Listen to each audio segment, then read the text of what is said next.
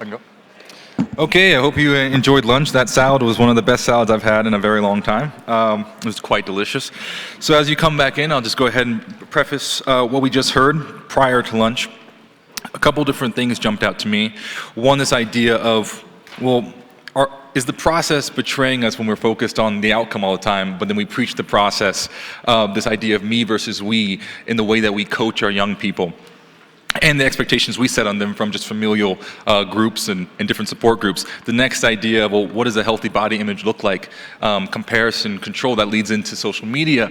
And then the last aspect of, well, everyone's gonna retire eventually, but now we're asking teenagers to ask that question decades before we ask them as adults. So now that we understand the invisible opponent, I'd like to welcome in Dr. Amanda Stanec to really introduce us to, well, how do we build support systems that will create a healthy environment for us? And the way to do that is through brutally honest, raw conversations. So I think that coming up, we're going to have this opportunity to see, well, what does every side of this conversation think about these issues, and how do we, after stripping it down, build up a healthy environment? So to introduce Dr. Stanec, she was born and raised in Nova Scotia, Canada, where she attended and played soccer for St. Francis Xavier University. Upon moving to the U.S., she attended VCU, Virginia Commonwealth University, where she attained a Master's of Science with an emphasis in physical education and sports psychology. Completely devoted to her field, she enrolled in a PhD program in kinesiology within the Curry School of Education at the University of Virginia, where she was recognized as the outstanding doctoral student in her graduating year. Amanda was honored as the 2016 Young Alumna of the Year by St. Francis Xavier University. Further achievements include the publication of more than 20 articles, as well as co-authoring several book chapters related to physical education, sport, health, and wellness topics. She has served on the Board of Directors for Physical and Health Education Canada and is well respected for her contributions as lead writer for provincial-wide physical education curriculum, university kinesiology, and teacher education courses, and youth sport leadership and positive youth development programs. Most recently, she has led projects on behalf of the IOC, the International Olympic Committee, the Association of the Summer Olympic International Federations, Jackie Joyner Kersee Foundation, United World Wrestling, NFL Play 60, are you keeping tabs here? Boys and Girls Club America, and PHE Canada. That's a lot, Doctor. That's a lot. She continues to travel extensively to educate and inspire through her relatable and humorous keynote presentations. Dr. Stanec, please take it away. Thank you. Hi, everybody. Thank you for that. On a much more serious note, in my bio it was shared that I am a graduate of the University of Virginia. Dr. Tamika Ferguson, my friend and colleague, is a graduate as well and a former student athlete. My partner, Jim Stanec, when I met him, he was on coaching staff as a wrestling coach at UVA. I believe there may be some other former coaches or students in this space from UVA. If so, I'd just love to see you. I want to take a moment, if we could have a moment of silence for Deshaun Perry, Chandler Davis, and Laval Davis Jr. Lives cut way too soon, more than athletes, human beings, wonderful, wonderful members of the entire Charlottesville community. So I just want to take a moment and honor these lives and send prayers to their family.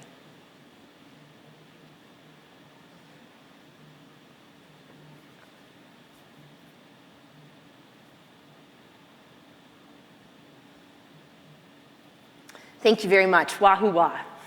All right, this is important work, okay, and we are so inspired to be here with you today. Thanks for the smiles. What a lovely group of people. I'm a rookie in moderating a panel, and they put me after lunch. And when I was a professor, I was always, slotted Friday afternoon. And I don't know if they're thinking it's because, dancing or what they want, but so we're gonna really bring it, all right? We've got an incredible panel.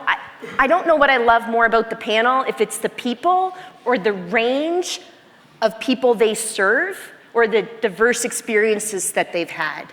Okay, we've got elite, best in the world, who I feel is my friend, Schmitt, because I have cheered her on even before I became an American citizen 4 years ago. I cheered for Schmitt, okay? And we're on a nickname basis before she knew I existed.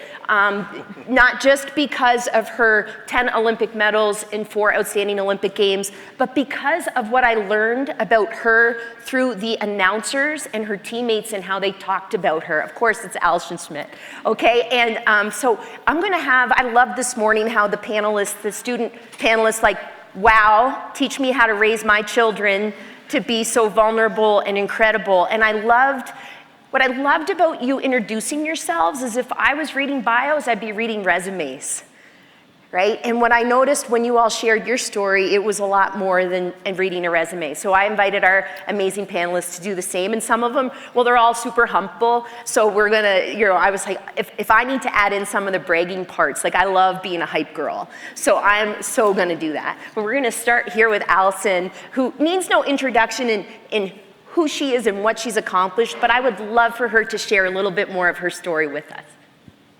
Hi guys, thank you. Thank you. I appreciate that because I feel like a lot of accolades you can get on Wikipedia, but the true story is not behind the screen or behind the TV. I actually am thankful for the sport of swimming for being a non-cut sport because growing up, I wanted to be a soccer player. Mia Hamm has been my only sport idol, and I was cut from my soccer team at 10 years old, and luckily for me, swimming is a non-cut sport. Luckily for the world. I was actually a terrible 10-year-old, 11-year-old, 12-year-old, 13-year-old, but I had fun in the sport, and I made a game out of practice and competing. I always loved competing, and I always would stand up to a challenge, so I loved that part of sport.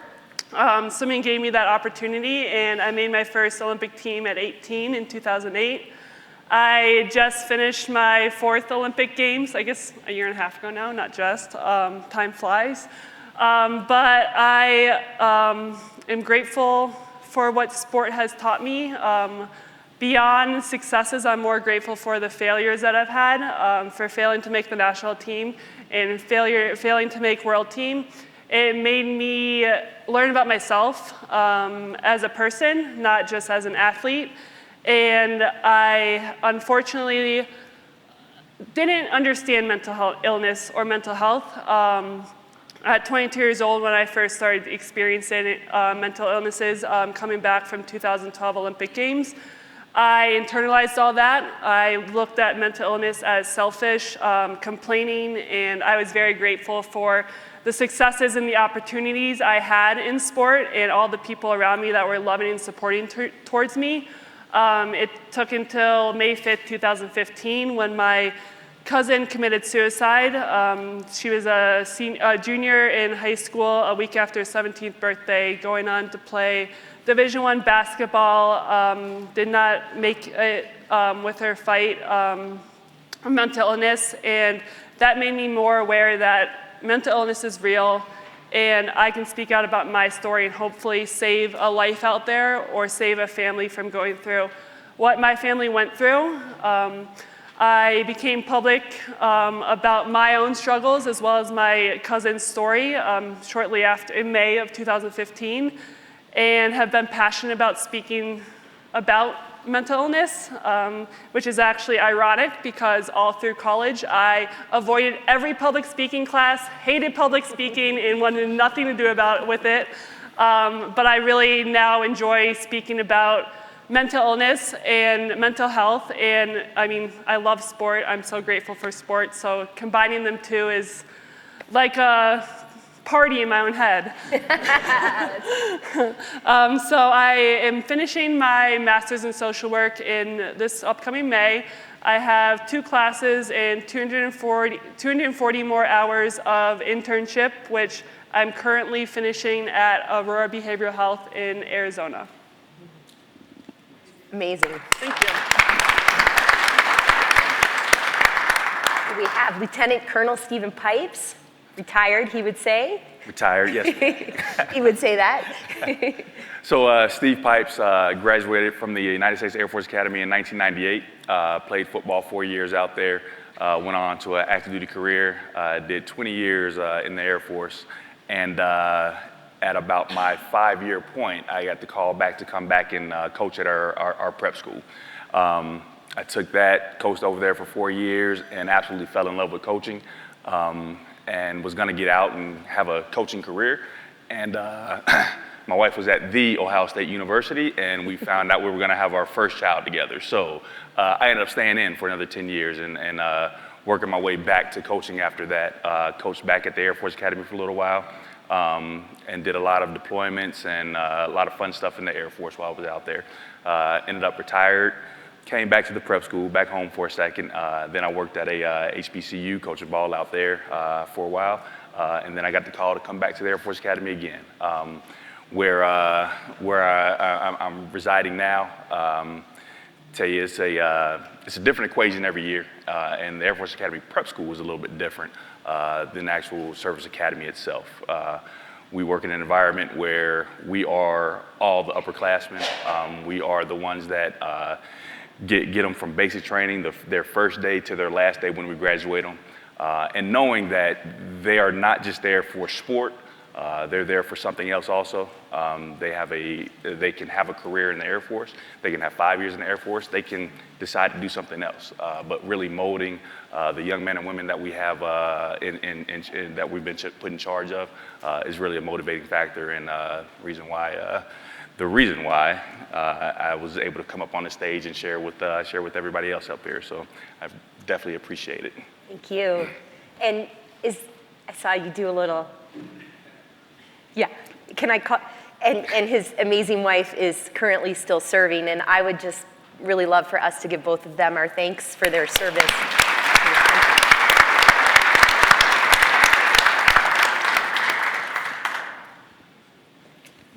I'd like to introduce to you Mike Kreuger.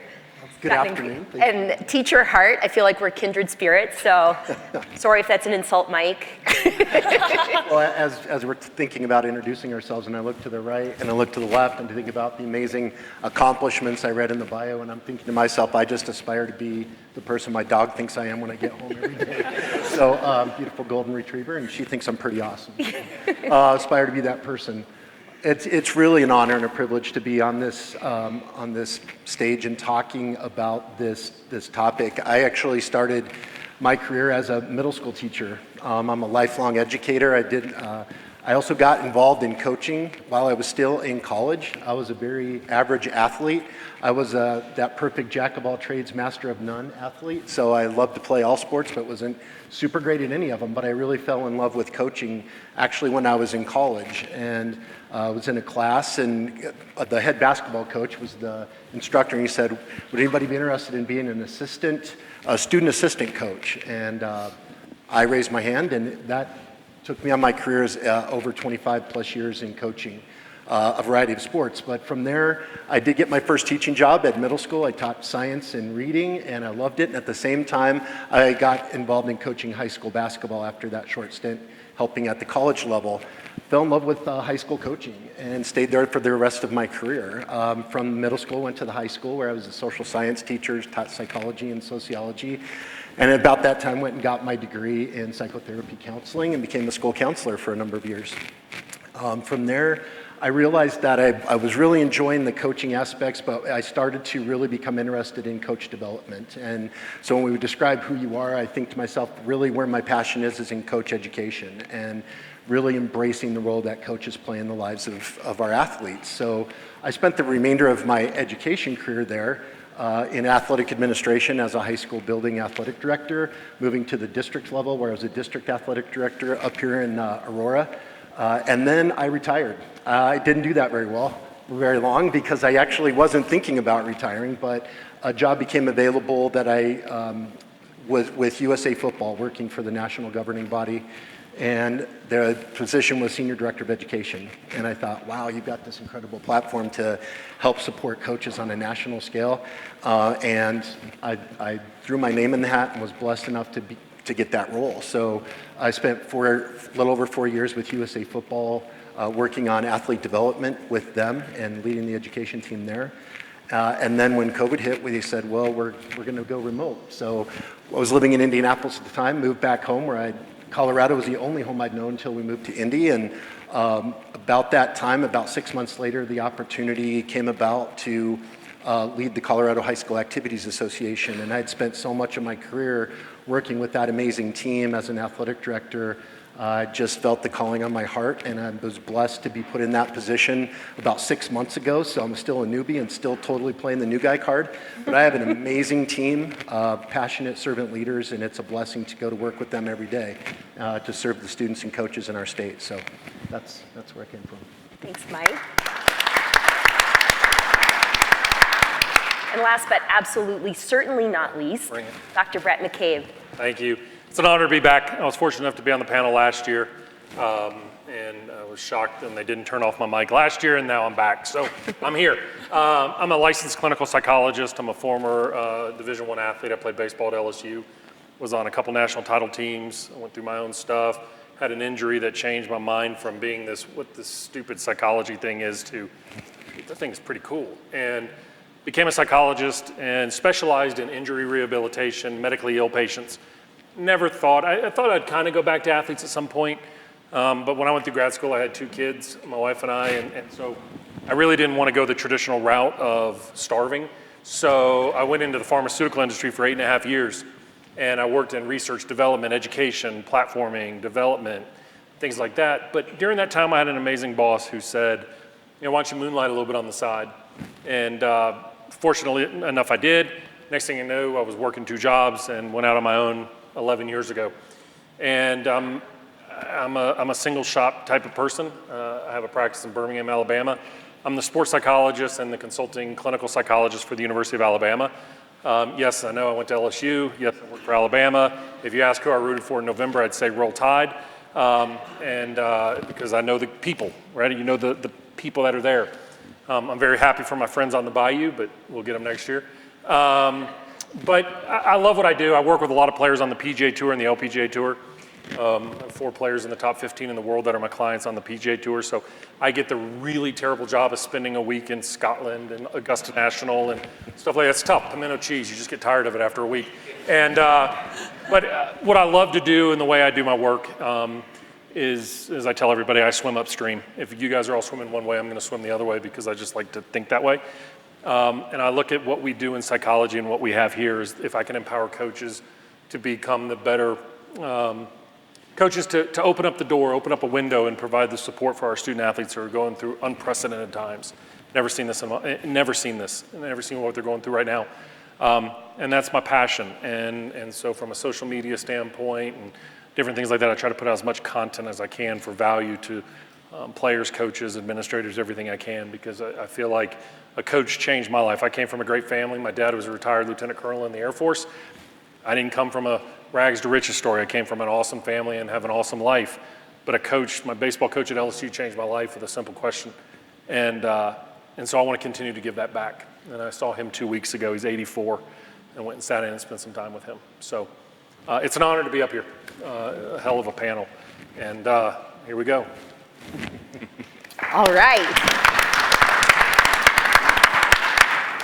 What I was really excited about the way we were going to handle this hour together, because I am an optimist. There have been people tell me since I finished undergrad a couple of years ago that, oh, Amanda, you're an optimist. You wait, you'll get grumpy, and it's not going to happen because the world needs more love, and we need more optimism. And I think when you have good people doing good things to those and serving those who deserve it the most, kids, young people, I just love young people, we can really make a difference. And so I'm very excited because far too often the onus when we talk about student athlete mental wellness is on the student athlete.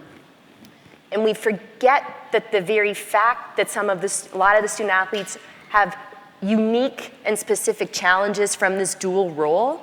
They have these unique and specific challenges because adults have created systems and policies that or treating them in ways that like have put the onus on them. So and you know, in youth sport, you talk about giving kids like an adult version of sport, and then we say, like, well, kids aren't tough. It's like, no, they're kids, right? Like, they're 9. Okay, so it's just, sometimes it is difficult to even wrap our heads around some of the norms. I had people call me every week, Amanda, what would you do if a coach said this to your kid? And I said, well, what would you do if a teacher said that to your child? Well, I'd call. I'm like, well, why don't you call the coach? Well, they'll punish my kid, or my kid will get cut. Well, maybe that's not the right environment for your family if the values aren't shared, right? So when we look at the student athlete and always looking at them as though they're the problem, like we've failed them. And so what we want to do in this session is imagine systems and spaces in the ecosystem of sport. Parents, I wear that hat. We all wear probably a lot of hats in an athlete's sport ecosystem, right? Like we help them with their homework. We drive them to practice. You know what? We need where's my bio? I coach kindergarten soccer, kindergarten field hockey, and 6U ice hockey. We're the Mighty Mustangs in all 3. And we switch when the seasons switch. Imagine. And it's like $80 a season. And anyone in my kids' kindergarten class can come play. It's pretty sweet. They'll stay with me till they're about 3rd grade, and then they'll go to club, and they'll ask me to coach club, but they'll pay trip. Like, we are doing these things, and we're normal. You see what I'm saying? We're doing some really silly things here. So we're going to learn from amazing people with diverse experiences, and I want us to think about student athlete. I want us to think about the 11, 12-year-old. I want us to think about the 16, 17, 18-year-olds, and I want us to think about the 19, 20, 21, 22-year-olds. Okay, I don't want us just to think about college student athletes or Olympic pathway athletes. But I don't want us to forget these adolescents who are starting to maybe fall in love with sport, and we're skipping over them in the conversation because we know the research is very, very overt that too many kids are dropping out of sport too soon, okay? And raise your hand if you are physically active because it makes you feel better after you work out. Okay. Physical activity, it's really sad to me when that is the stressor in a child's life. That literally hurts my heart. It literally hurts my heart, and we have to do better, and it is our hope and intention that we're gonna get a lot of great ideas here. So we're gonna start with Schmitt, okay? And what I like, again, it's the onus isn't on the student athlete. This first question, Allison, is, I mean, you're the captain. For the last 2 Olympic cycles, you didn't say that because I'm your hype girl. So when you're voted captain, all right, you are a teammate that people really look to and admire and trust and feel seen by. And I don't think that language is used enough. Like, I want every kid that shows up to sport to be seen.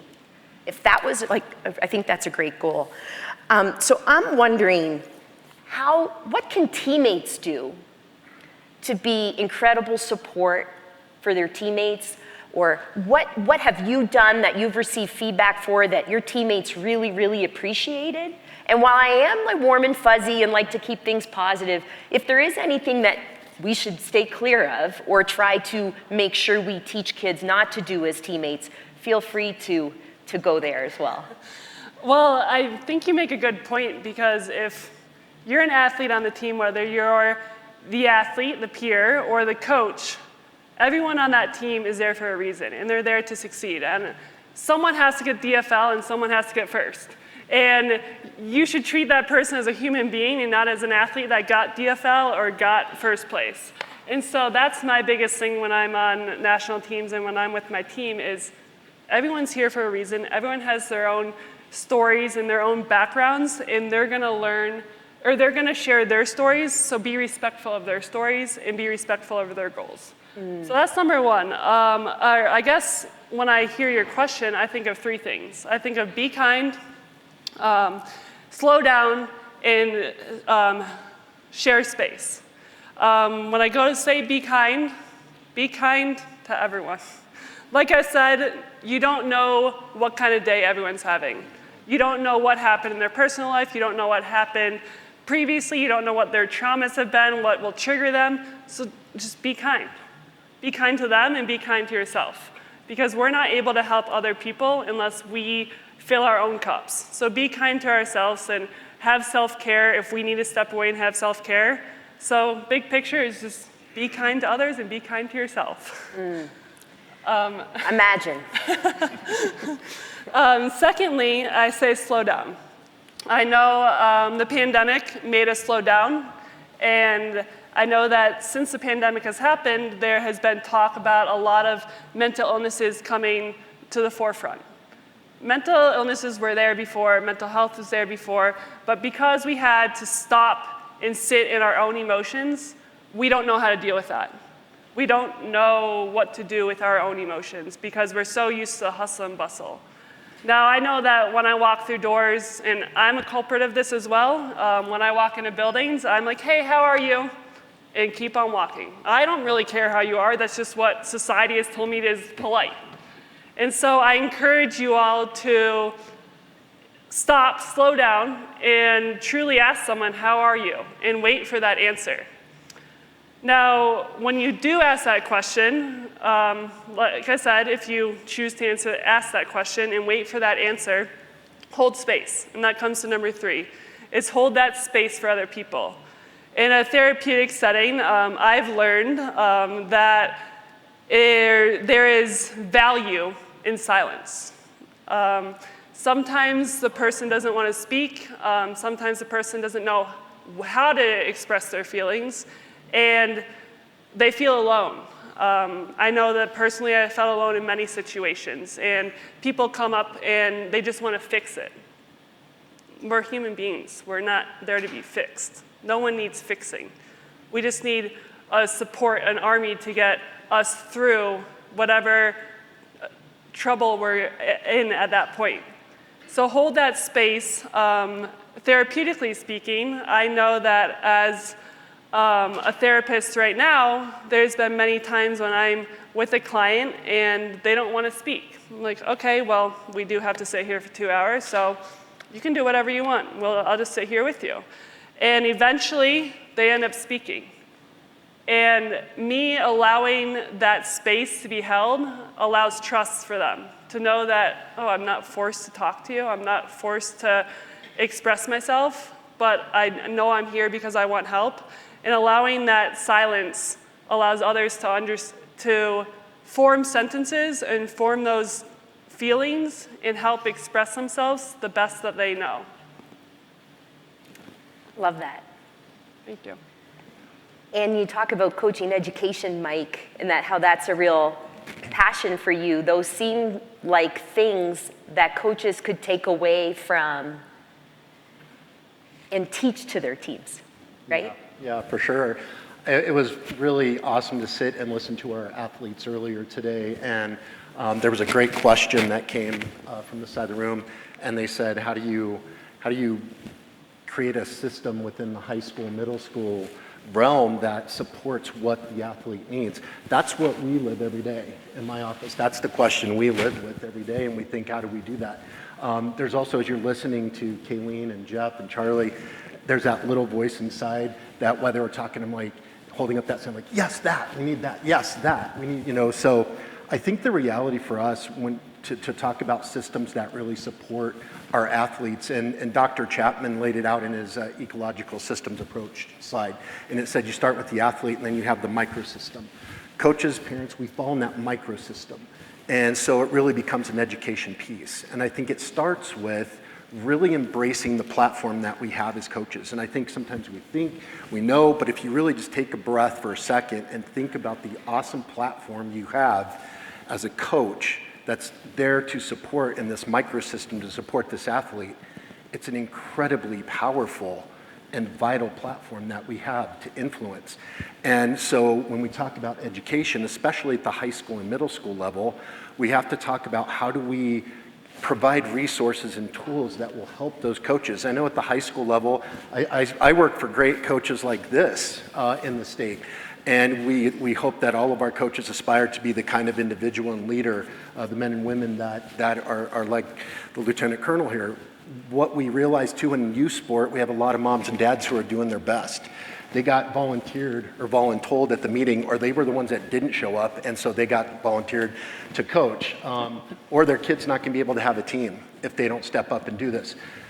We have this wide array of experience levels coaching at the youth and high school level. So when we talk about the question was how do we create systems, I think we do need to continue to provide resources and support to those coaches. But we also have to recognize that for systemic change to happen, we have to address this and get leaders of those folks bought in.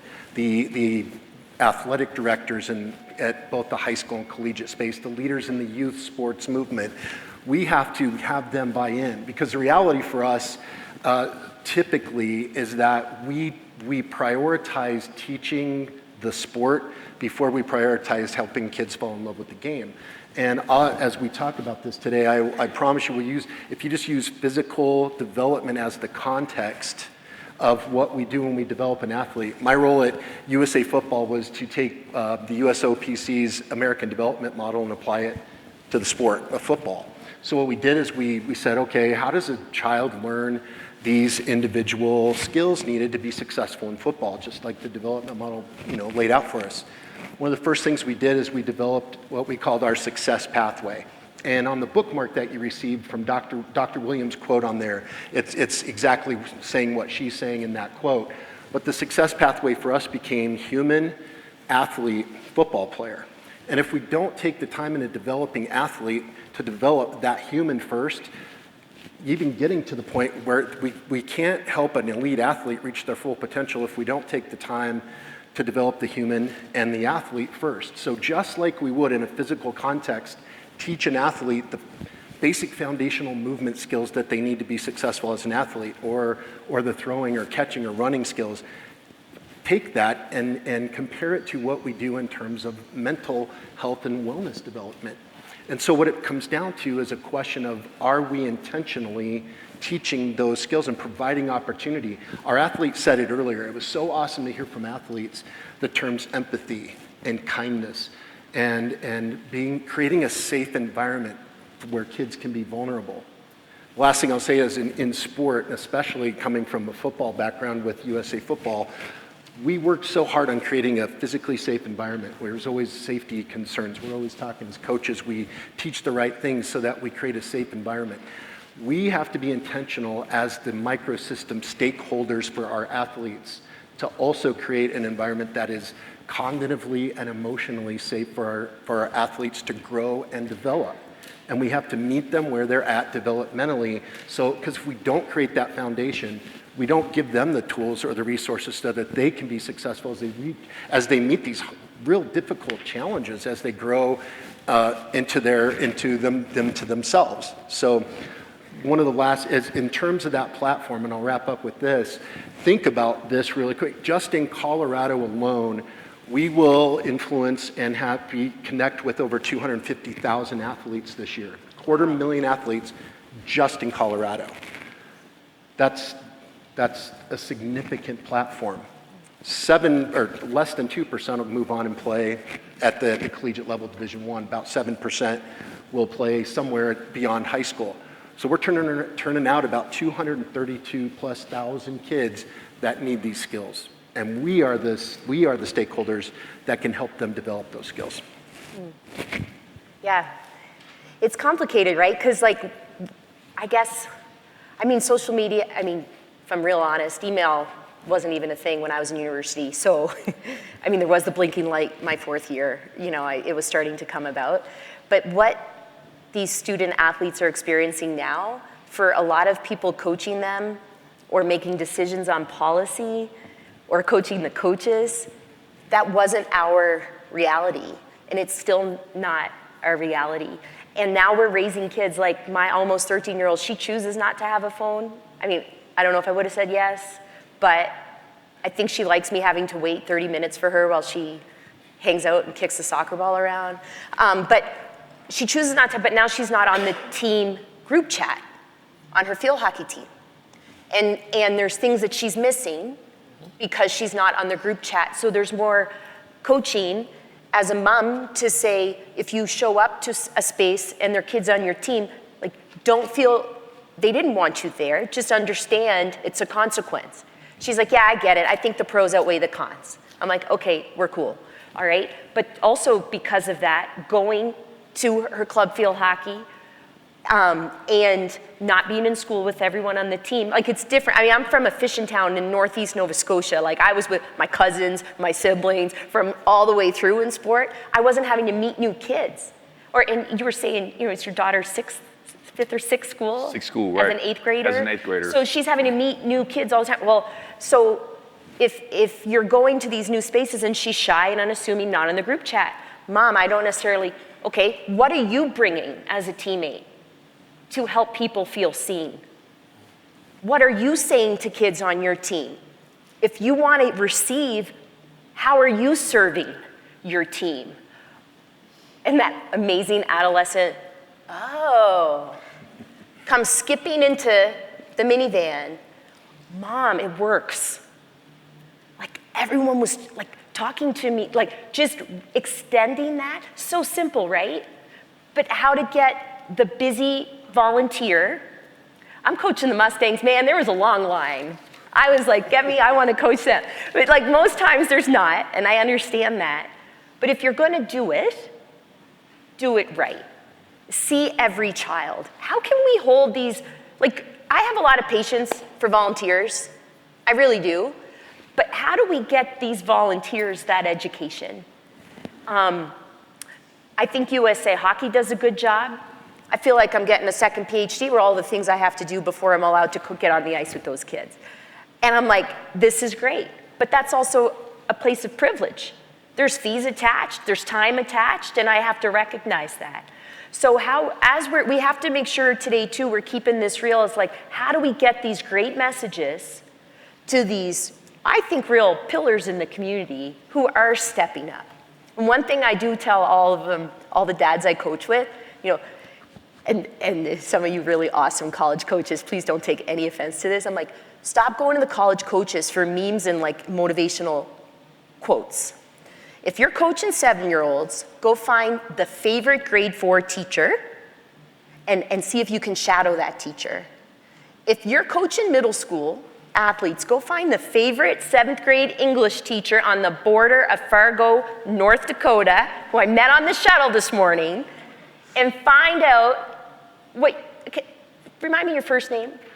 Megan. Megan, I'm embarrassing you. Megan she spoke with so much pride about your advisory. I could tell you there's 10 to 13 kids. There's 3 girls who love the Vikings. There's a boy that loves the Packers. They were really kind to each other. I mean, I don't even follow like the NFL, right? But how you know these kids, right? Imagine if every coach of 7th graders knew those kids. And I know it's hard, but that's what we really want to come up with today. So as you're building on our amazing ideas being shared, if you have ideas of how to get it to the masses in ways that they are inspired and actually do it, I know we would all learn from that, okay? Okay, so Lieutenant Colonel Pipes, retired, in parentheses.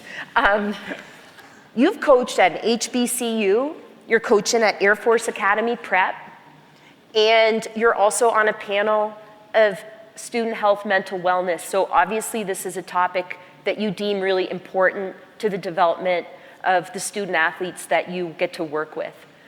I'm wondering what practical, tangible things you and your amazing staff, because you do love to give them credit, what you do and have done or have learned that we could all learn from in helping to make it encouraged and making people feel safe to share when they have social, emotional discussions or concerns. within the team? Yeah, so one of the big things that we've tried to build on in our program right now, what does success look like from an aspect of coaching, playing, student athlete development? What does that look like? This year, I think we were able to take a little step back. Our year is different every single year. So we get a new crop in July. We graduate them in May. But between July and September, we have to build a team and want to go out there and play a football game before that. Our staff is comprised of what I like to think of a lot of great people. I've got great fathers, I've got great counselors, coaches, and I've got 3 of them active in here right now, 1 former staff member in here now. But these are our upperclassmen. These are the ones that we have to look to and really build our program.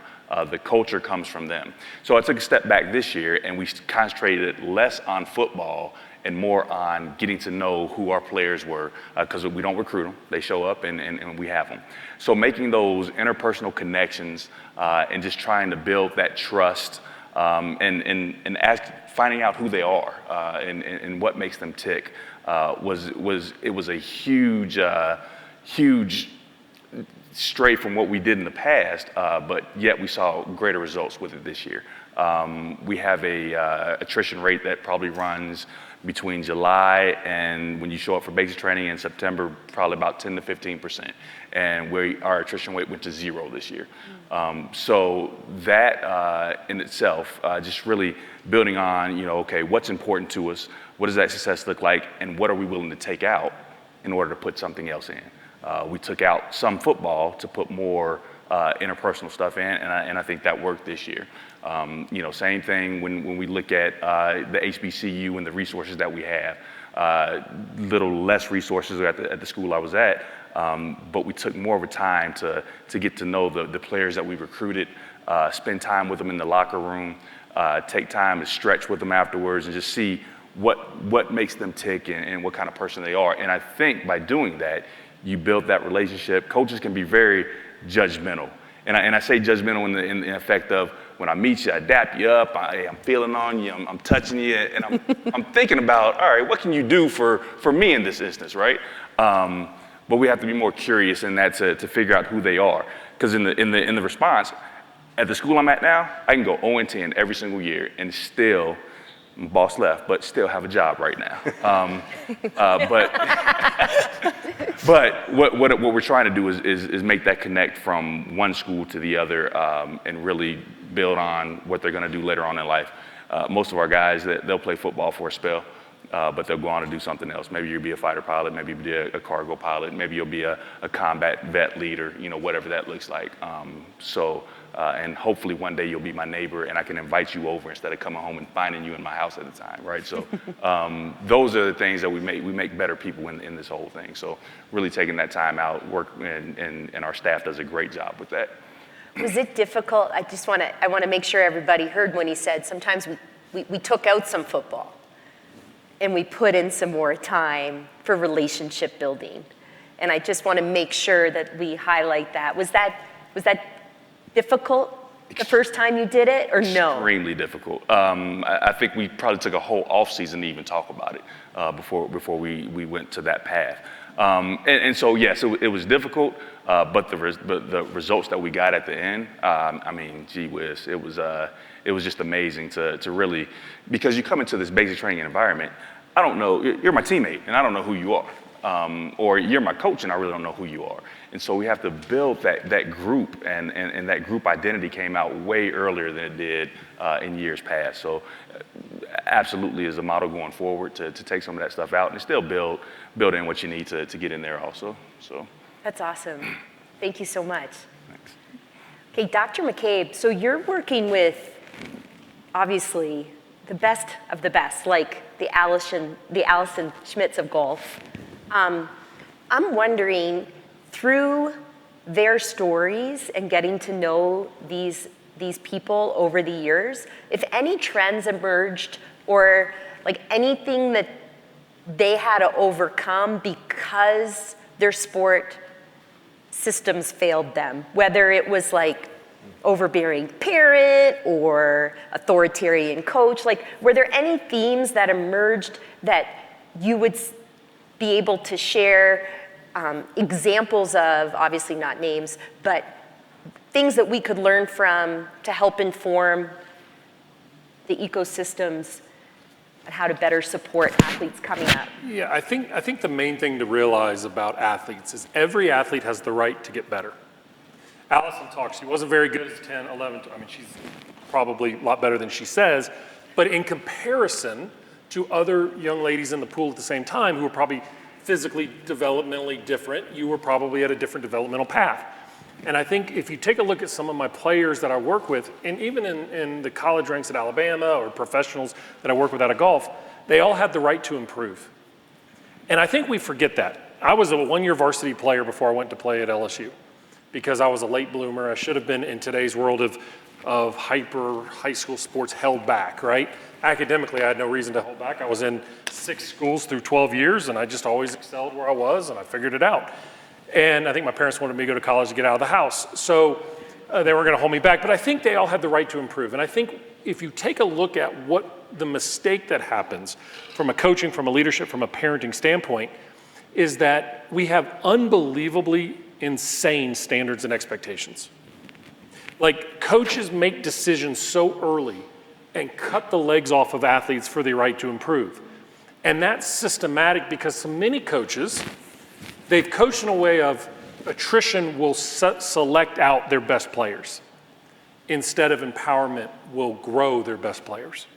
What happens is you didn't make it, you moved on, I got my crew that I got right here versus this is somebody on a 4-year developmental plan.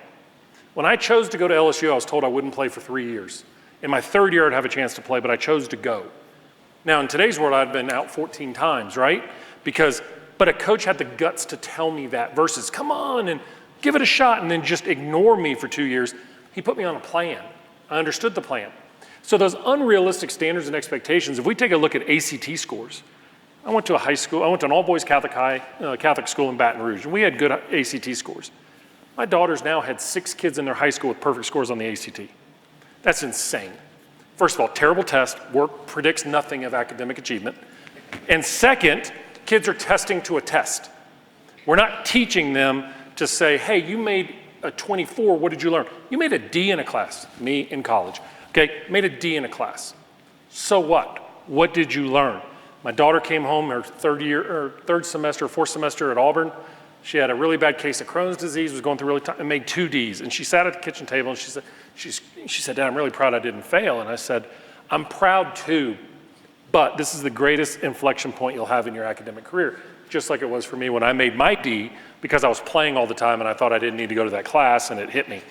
I said it changed the entire way I studied. I went into psychology. I never made below a 4.0 for the last 8 years of my academic career. And I said, what are you going to do with it? And it changed her in that moment because she learned how to change. Give our kids the right, but educate the parents on your plan. Don't be afraid to tell the parents, if they leave you, they're not ready for you. Let them go somewhere else. They'll come back around. But you're coaching and leading people's most valuable assets in their lives. Don't be afraid to share with them the plan. If they don't like it, they'll go somewhere else. That's not your responsibility. Your responsibility is to serve the psychological fingerprint of every kid that you coach and understand that they have the right to grow, develop, and improve. And they all have different backgrounds. So the unique thing of those, they all have the right to improve. We look at people at the, winning medals at the Paralympic Games, the Olympic Games, and say, that's the standard. No offense, you're not the standard. You improved. Where you finished was not the standard. The standard is what she did every single day to improve. That's the standard. We look at Michael Phelps, or we look at Simone Biles, and we say, that's what every kid should aspire to be. What happens if, why can't you become the next Bhrett McCabe and find your own improvement and standards along the way? I think that's what the story needs to be told with every one of. One of my players on the PGA Tour, top 15 in the world, book scholarship, 3-time All-American. Another one, walk-on, 4-time All-American. Another one, left after 2 years of college and was told he was never going to make it. 4-time winner on the PGA Tour. What did they do? They found their way. They weren't gifted with the chance to be great. They put in the effort and developed their plan to be great in the moment. But as we know from sports, page turns, next one's coming. And they got to learn how to continue to adapt. So I think that's the story. Speaking my language, I'm going to allow the silence here for a second, Allison. That's awesome. I also think at the youth sport level, coaches think the variance in skill is this within a team when it's often this. And they make decisions based on that, and then they're placing all these additional hurdles for the late developer or the child who just picking up that sport, and it's all fascinating.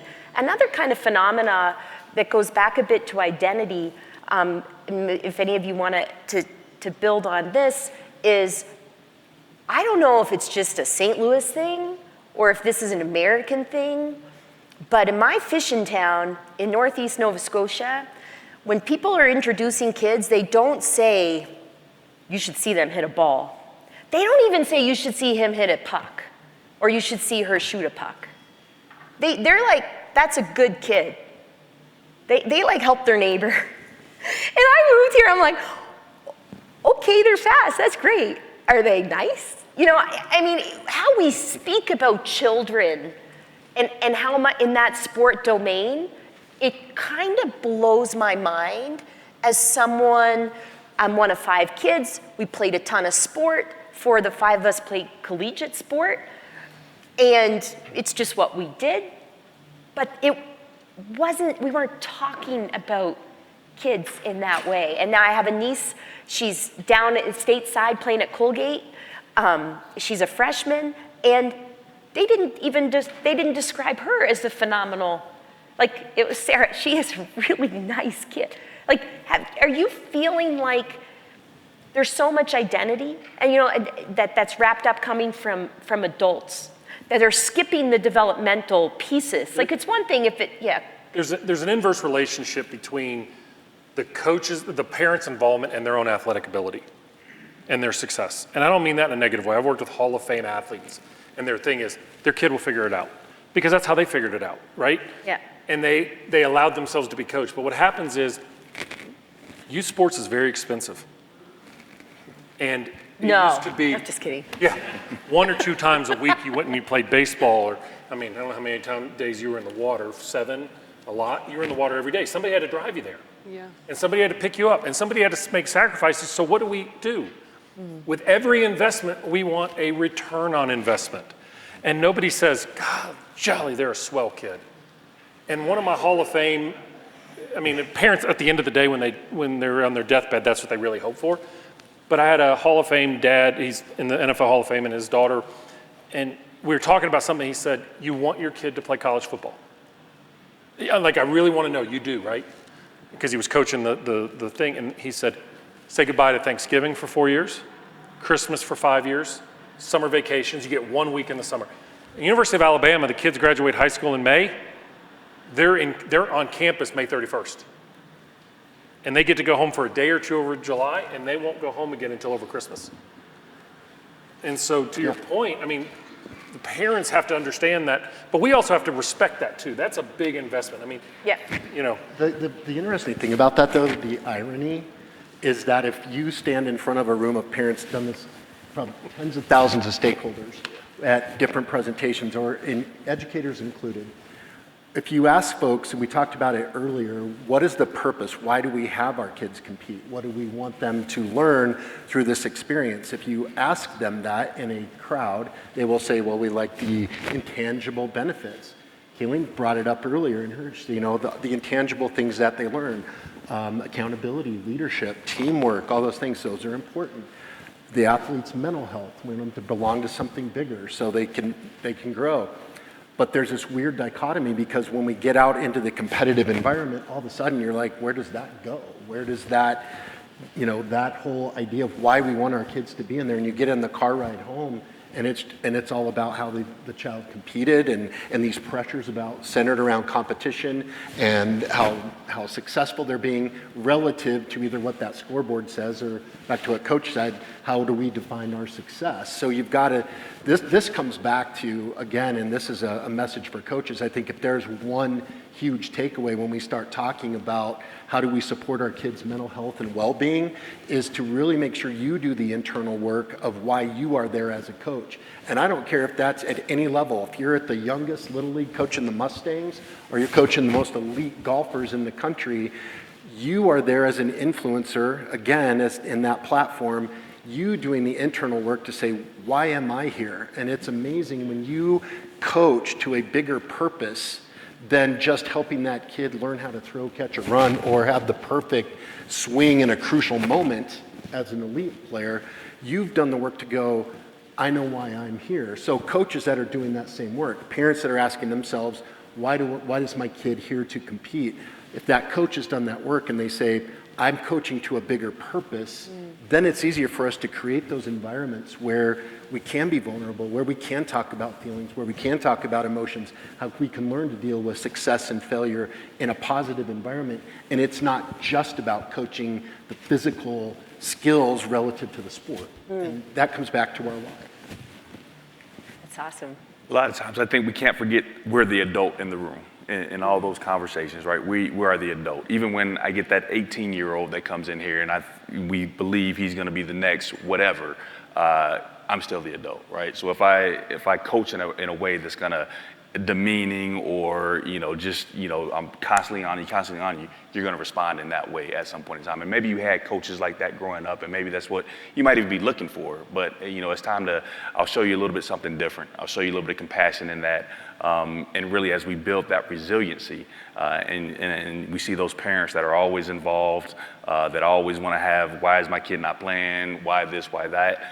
But we built that resiliency in them by letting them go ahead and figure this thing out, this equation that they have to figure out, and become an adult. Really, as I'm looking at it from our point of view. But even that well-intentioned dad that's out there, that's coaching at the bottom level, right? And you've probably got a kid on the team, but that 23rd kid, you got your 11 and 11, but that 23rd is still, you got to develop him also.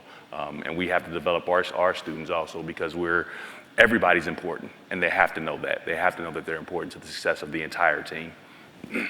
Excellent. I know we have about 4 minutes left, and so I'd love to throw out this question real quick. How about any gender-specific issues and any advice for support systems around that? Do you have anything you'd like to speak to that? You said agenda or Gender. And I mean, this is difficult, right? Like, I have 3 daughters, and they couldn't be more different. I don't think you could find 3 more different humans if you searched, so I'm always a little, but that was just a question that was submitted, and I wanted to. It's a great question. Yeah. See. As an educator, I'd say, and being in a situation where you got students coming in all the time, we're talking, it's not just gender specific. We're talking in terms of boys. I think we need to be very specific. We send these, and it was earlier, did a great presentation on body image and these messages. We send this strong message of masculinity to our boys at an early age, and our girls are getting a different message about body image, and now with social media bombarding them. Remember that somebody made the comment earlier that our kids are just learning they're feeling some of these emotions for the first time. It was Charlie was mentioning this in his talk, was saying, I might not have even experienced this before. But we're talking about a developing athlete, and especially in my experience, boys have a difficult time of verbalizing their feelings. And not only that, to begin with, we are sending them a message that you're not supposed to have that emotion. It's not okay. Don't, the whole boys don't cry kind of message. And we got to be careful about, when it comes to our mental health, about the messages that we're sending and awareness of those messages, whether that's through social media or what we're doing. Again, role modeling. That's why role models, men and women that can, as in that coaching realm, that can create that environment where you say it's okay to talk about these feelings. It's okay to have those feelings, to validate them. And we talked earlier about, regardless of the age, dealing with middle school students, they come in the first hour, they're in love with someone, and by lunch they broke up and their world's shattered, Yeah. But to them, that's what's happening Yeah. in their world right at that moment. So Yeah, I taught middle school for 8 years, so you definitely have also taught middle school. I think a big takeaway from this panel for me is like you think of a middle schooler, if they're playing some sports, there's a good chance they're going to have a girl experience Osgood-Schlatters, maybe runner's knee, right? They might be 4'11", 3/4 with a size 9 shoe. And then what happens? Well, they're told to do some, just body weight strength and some great foam rolling routine. And you think about that, okay, sport created the problem, the Osgood-Schlatters, and now it's on the onus on the child or the family to go do the PT, now make sure you do the foam rolling. What if we built in at the start of practice some non-weight bearing, single leg deadlifts, squats, at the end of practice, stay a little bit, be in your circle. I love the indigenous circle, see everyone seen, everyone heard. Now we're doing our foam rolling. We had it in the backpack. We build it in, we prevent the problem. We've created a culture of we would have kindness in that circle while foam rolling, we're holding space, right? And I think about that with the mental health, like how can we continue to set up an environment with systems and supports to avoid any unnecessary mental wellness issues, right, that hinder the child. There's going to be enough anyway, just in living the pressured lives and the busy schedules that student athletes live with, even at a young age. So that is a big, big takeaway with me in terms of coaching education and teacher education and momming. So I want to thank you all for that. It has been such a pleasure to have 4 new friends, and thank you to TrueSport for just all that you do and for allowing me to be an expert with your phenomenal team. This really means so much to me, and we are together going to go out there and help a lot of children feel seen and have sport be the highlight of their day like it was for us. So thank you.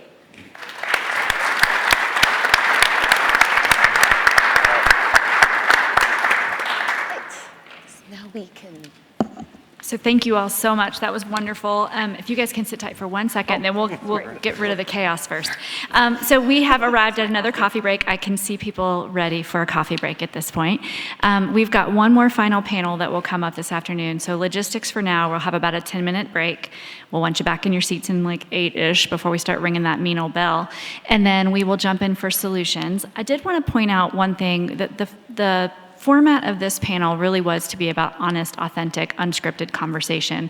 And I know that we will have some guests online today who are listening, who are collegiate students, who are part of an organic movement that has started across college campuses in America called Uncut. And so for our guests who are watching from Uncut, thank you for the work that you do. If you're not familiar with that, Uncut is this student-led, authentic, organic place where student athletes around the country are making their voices heard. They're arriving in authentic ways.